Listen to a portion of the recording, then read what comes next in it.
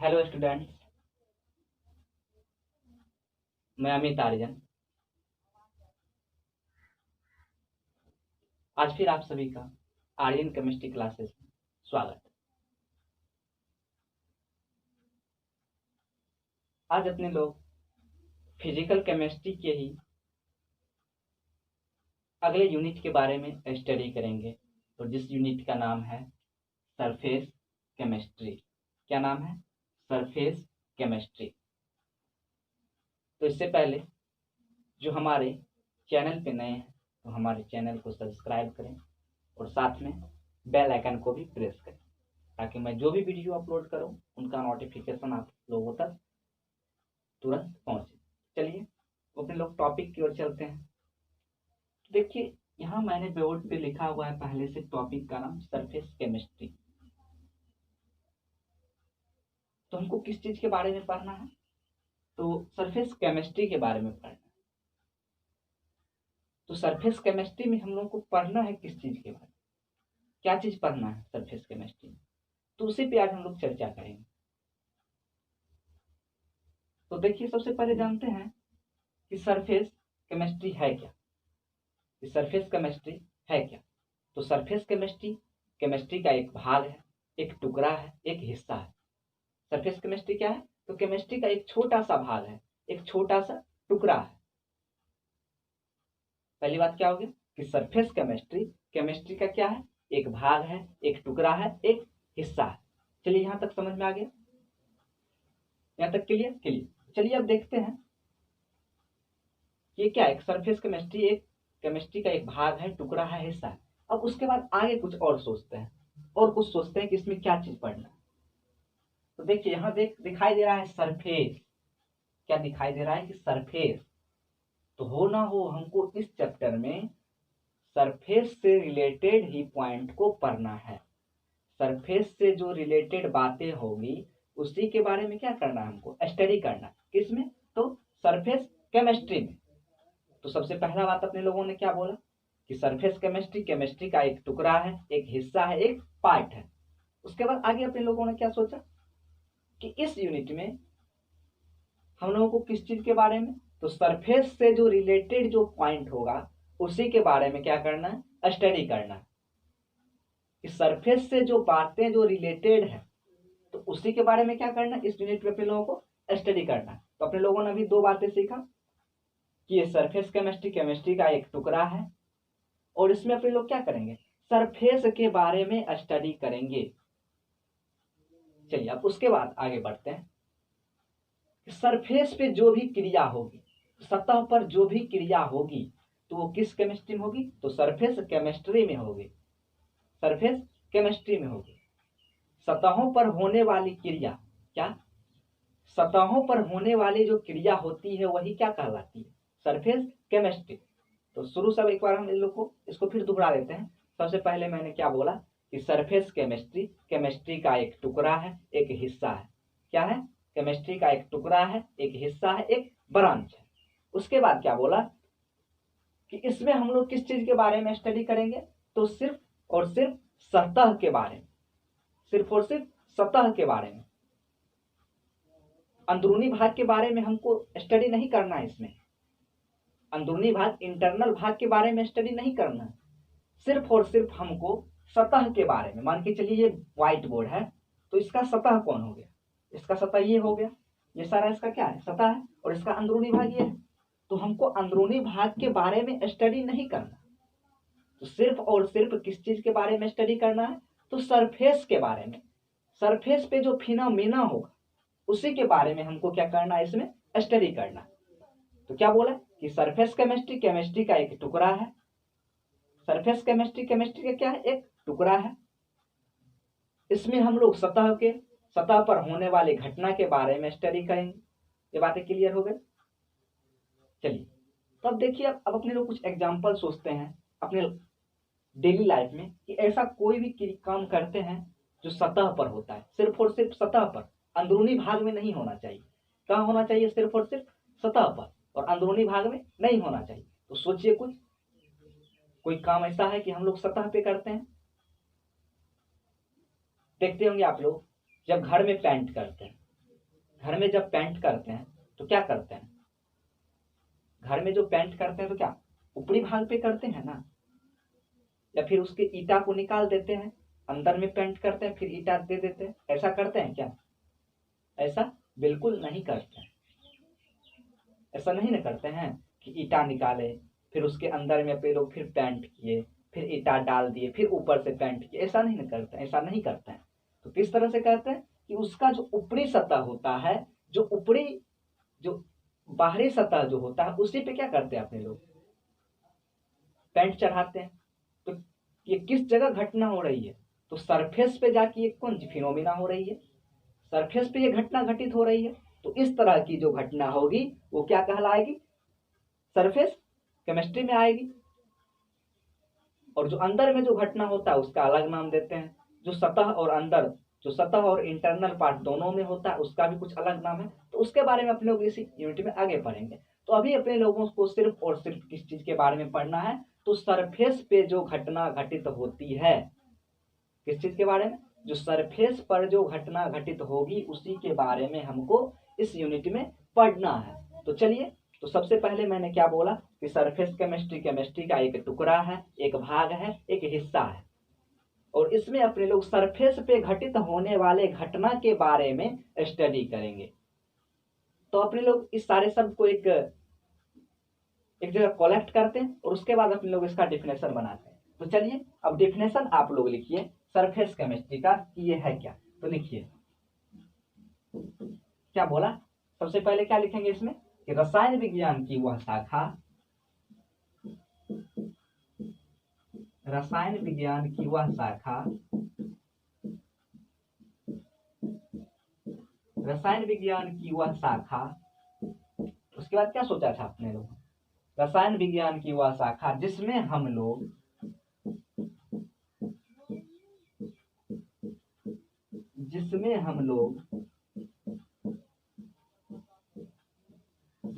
लोग सतह पर होने वाले घटनाओं के बारे में, जिसमें हम लोग सतह पर होने वाले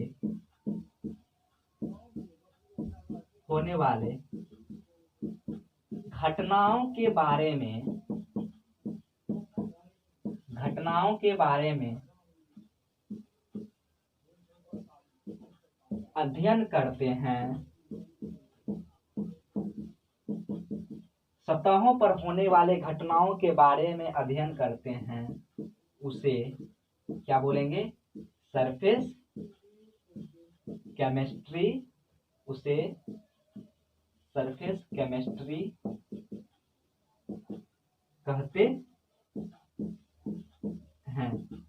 चलिए क्या होता है सरफेस केमिस्ट्री, कि रसायन विज्ञान की वह शाखा जिसमें हम लोग सतहों पर होने वाले घटनाओं के बारे में जो अध्ययन करेंगे वही क्या कहलाएगा, सरफेस केमिस्ट्री कहलाएगा। तो चलिए इसको लिखिए आप लोग, चलिए लिख लिए। चलिए अब इसका जो पहला पॉइंट है, सरफेस केमिस्ट्री का जो पहला पॉइंट है, पहला टॉपिक है, वो है एडसॉर्प्शन। क्या है, एडसॉर्प्शन। तो अब एडसॉर्प्शन क्या है, अब एडसॉर्प्शन के बारे में जानेंगे कि ये एडसॉर्प्शन है क्या। एडसॉर्प्शन जिसको बोलते हैं, एडसॉर्प्शन का हिंदी होता है अधिशोषण, अधिशोषण, एडसॉर्प्शन। एडसॉर्प्शन बोले तो क्या,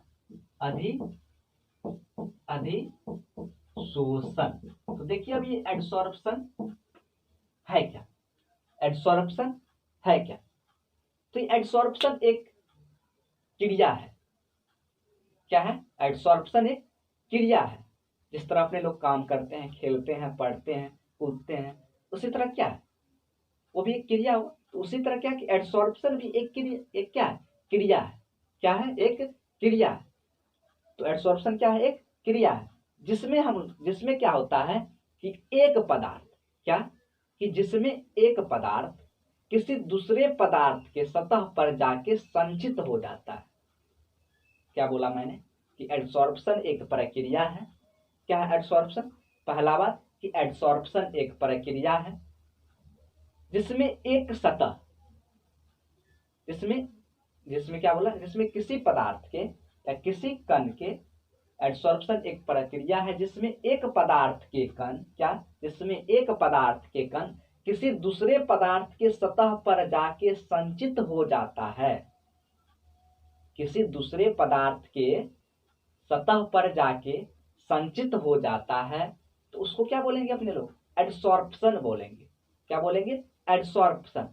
एडसॉर्प्शन का डेफिनेशन मैंने अभी क्या बोला कि वैसी प्रक्रिया या वह प्रक्रिया जिसमें एक पदार्थ के कण, जिसमें एक पदार्थ के कण किसी दूसरे पदार्थ के सतह पर जाकर, किसी दूसरे पदार्थ के सतह पर जाके क्या होता है, संचित हो जाता है, मीन्स बैठ जाता है, तो वो क्या कहलाता है, तो एडसॉर्प्शन कहलाता है। तो चलिए एडसॉर्प्शन का एग्जाम्पल दीजिए, उदाहरण इसका लिखिए, डिफिनेशन लिखिए, डिफिनेशन इसका लिखिए। तो क्या बोला मैंने, एडसॉर्प्शन के बारे में मैंने क्या बोला कि वह प्रक्रिया,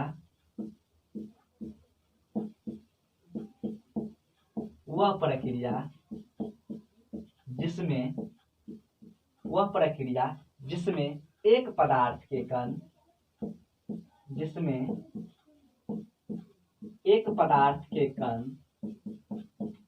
किसी दूसरे पदार्थ के, जिसमें एक पदार्थ के कण किसी दूसरे पदार्थ के, जिसमें एक पदार्थ के कण किसी दूसरे पदार्थ के, किसी दूसरे पदार्थ के सतह पर जाकर, सतह पर जाकर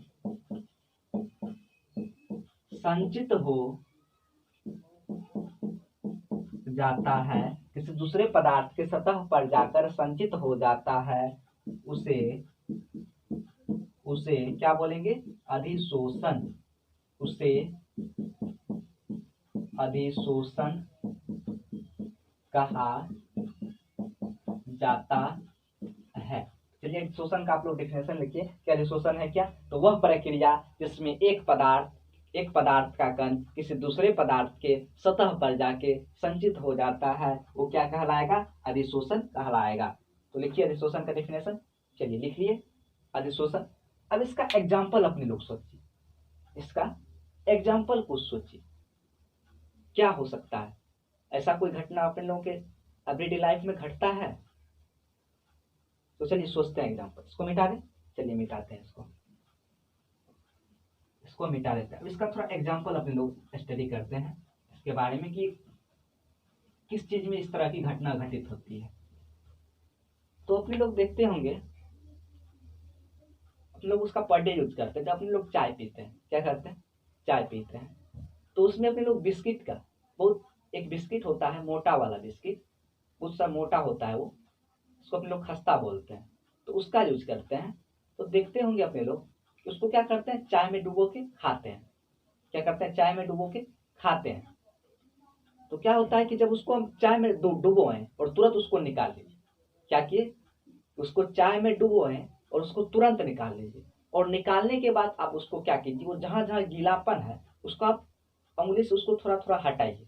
तो उसको हटाने के बाद देखिएगा कि जहां तक उस चाय का कण गया है, ऊपरी सतह पर चाय का कण गया है, वहां तक क्या होगा, गीला रहेगा। और उसके बाद जो उसका जो अंदरूनी पार्ट है, जो अंदर वाला जो पार्ट है, वो बिल्कुल क्या है, सूखा है। क्या है, बिल्कुल सूखा है। अब आप लोग ऐसा नहीं कीजिएगा कि पूरा बिस्कुट उसमें डुबो देना है, तब तो वो कुछ अलग ही हो जाएगा, तब उसका कुछ अलग ही नाम हो जाएगा। लेकिन अभी क्या करना, तुरंत से बिस्कुट क्या करना है, डालना है और निकालना है। तो निकालने के तत्पश्चात आप लोग देखिएगा कि उसको जब हटाइएगा उस गीलापन भाग को, तो वहां देखिएगा कि सिर्फ सतह पर ही कुछ गीलापन है, और उसका जो अंदरूनी भाग है, अंदरूनी भाग बिल्कुल सूखा है।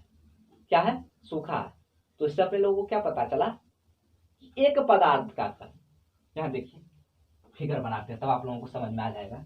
एक फिगर बना देते हैं, देखिए मान के चलिए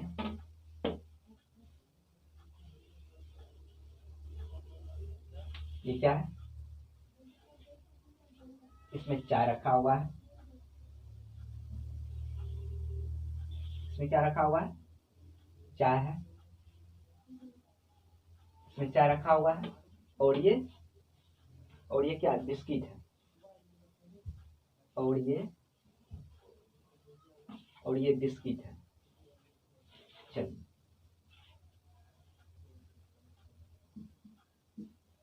क्या है, इसमें चाय रखा हुआ है और ये बिस्किट है, इसमें चाय भर दीजिए, चलिए भर दिए चाय। तो क्या करते हैं कि जब हम लोग क्या करते हैं, मान के चलिए चाय और ये बिस्किट है, तो क्या करते हैं, इस बिस्किट को इसमें डुबा सकते हैं। अब आप लोग कहिएगा सर बिस्किट बहुत ज्यादा बड़ा है, तो ये भी ना कर सकते हैं कि चाय को इसी बिस्किट पे डाल दें, वो भी हो सकता है, हो सकता है। तो क्या करते हैं, या तो चाय को बिस्किट पे डालो या बिस्किट को चाय पे डालो, बात एक ही होगा, बात एक ही होगा। या तो तरबूज को या चाकू पे चाकू पे गिराओ या चाकू को तरबूज पे गिराओ, लेकिन कटना तो तरबूज को ही। तो उसी तरह क्या होता है, या तो आप चाय को इस बिस्किट पे डालिए या बिस्किट को चाय पे डुबोइए, तो लेकिन घटना कहाँ घटेगी, बिस्किट में ही घटेगी। तो चलिए देखते हैं। तो जब मान के चलिए, जब अपने लोग इस बिस्किट को इस चाय में डुबोए तो क्या होता है, तो इसका जो कण होता है, इसका जो कण हुआ तो क्या होगा, इसका जो कण होता है इस पे जाके संचित हो जाएगा ना, संचित होगा कुछ ना कुछ, ये चाय इसके सतह पे जाके क्या होगा, कुछ ना कुछ संचित हो जाएगा, कुछ ना कुछ तो संचित होगा। तो संचित कहाँ हो रहा है, ये इसका अंदरूनी भाग हो गया, ये इस बिस्किट का ये अंदरूनी भाग है, और ये क्या है, ये है सतह, ये है सतह। इस सतह पे नहीं संचित होगा, ये अंदरूनी भाग में जाके संचित होगा, सतह पे जाके संचित होगा। तो सतह पे जो संचित होगा इस तरह से हो जाएगा, सतह पे संचित हो गया, ये सतह पे संचित। चलिए सतह पे संचित हो गया, यहां तक समझ में आ गया। अब अपने लोग एक चीज ध्यान देते हैं कि जब जब सेम चीज, जब सेम धातु, जब कोई भी सेम चीज मान के चलिए, जब एक दूसरे के पास आता है, मान के चलिए जब चुंबक देखे हैं आप लोग, चुंबक देखे हैं ना, जब चुंबक के सेम पोल को जब क्या करते हैं, सेम पोल को जब एक दूसरे के पास लाते हैं तो क्या होता है, क्या होता है, आकर्षित होता है ना, आकर्षित होता है। तो इसमें क्या होगा, इसमें क्या हो रहा है देखिए, तो जब इसके कण को क्या किए कि जब बिस्किट को अपने लोग चाय में डुबो, क्या किए, चाय में डुबो, तो क्या हुआ, इसका कण इस पे जाके संचित हो गया। संचित कब हुआ, क्योंकि इसके भी जब तक अट्रैक्शन नहीं हुआ तब तक ये संचित होगा। अगर अट्रैक्शन नहीं होता तो क्या होता, ये छिटक जाता, ये दूर भाग जाता एक दोनों से। तो चाय और बिस्किट के बीच में कुछ ना कुछ तो अट्रैक्शन हुआ है, कुछ ना कुछ तो अट्रैक्शन पावर है, उसी के कारण ना चाय के कण कहाँ जाके संचित हो गया, तो बिस्किट के सतह पे जाके संचित हुआ।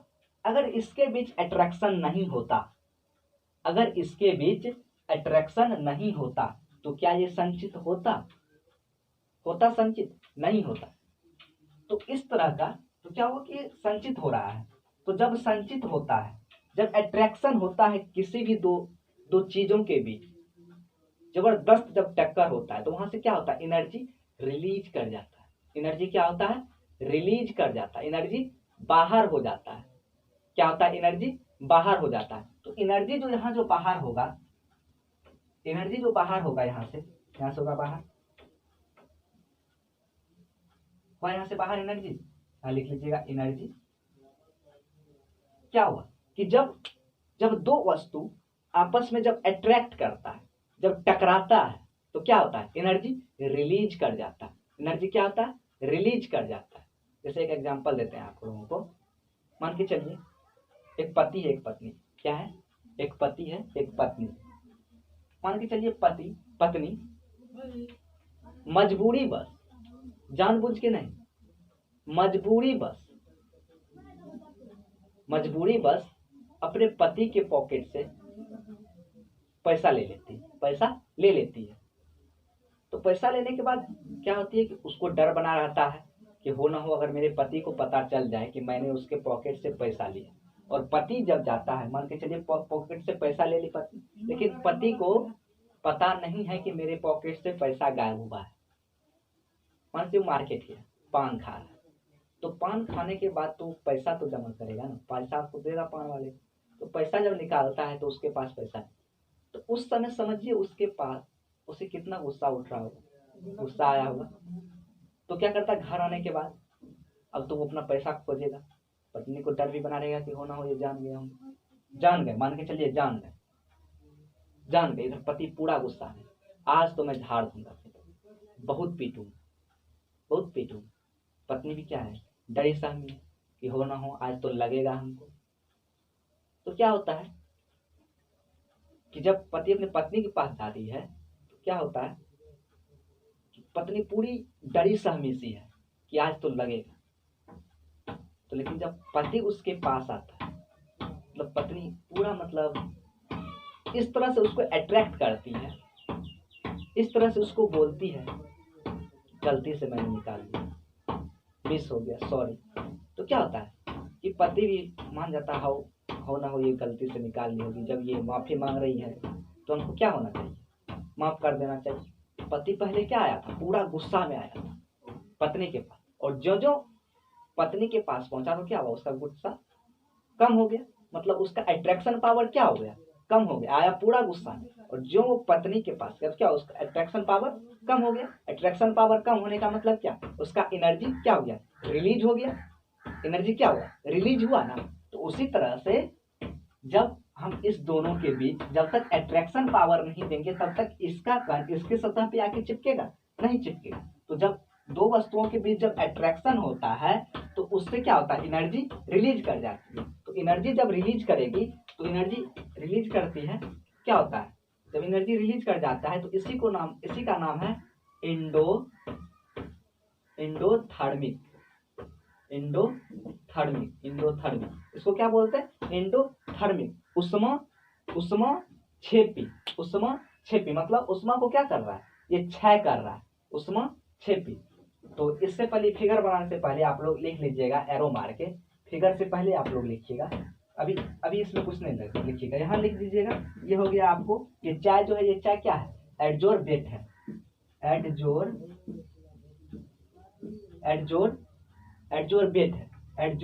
है। और ये क्या है, एडजोर्बेंट है, एडजोर्बेंट।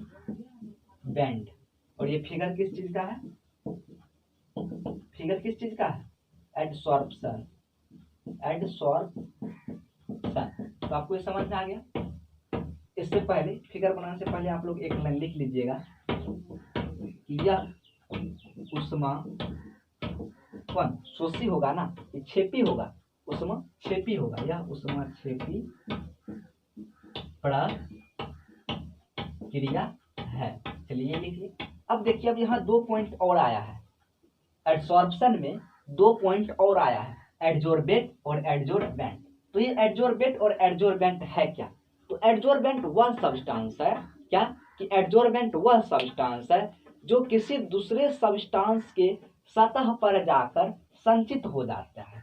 क्या है कि एडजोर्बेट वह सब्सटेंस है जो किसी दूसरे के सतह पर जाकर, किसी दूसरे पदार्थ के सतह पर जाके संचित हो जाता है। तो देखिए, ये एक एडजोर्बेट है, तो ये क्या हो रहा है, इसका कण है किसी दूसरे सतह पे जाके संचित हो रहा है, तो ये क्या कहलाएगा, जो कण किसी दूसरे के सतह पे जाके संचित हो जाता है उसको बोलते हैं एडजोर्बेट। क्या बोलते हैं उसको, एडजोर्बेट।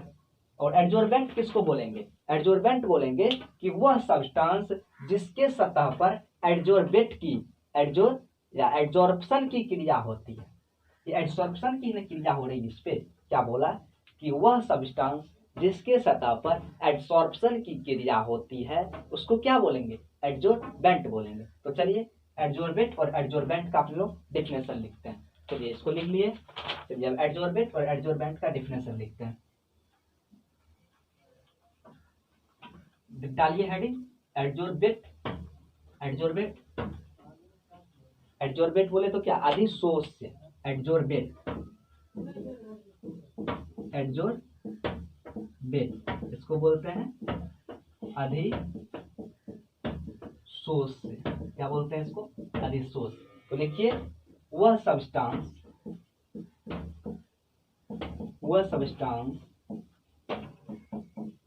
जो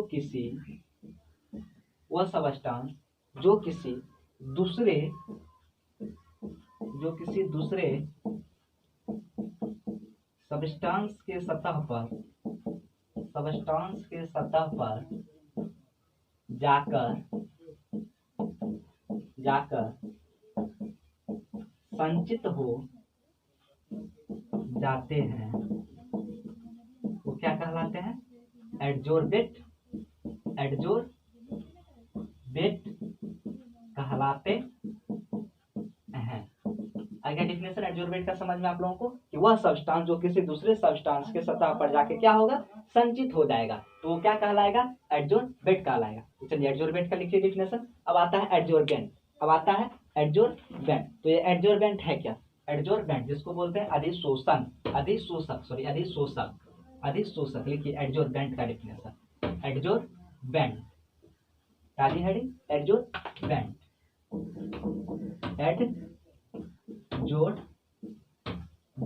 इसका होता है अधिशोषक बोले तो क्या कि वह सब्सटेंस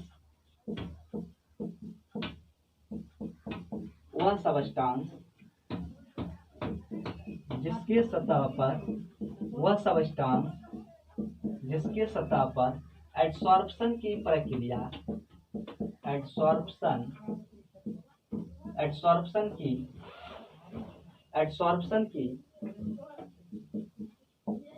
एडसॉर्प्शन की प्रक्रिया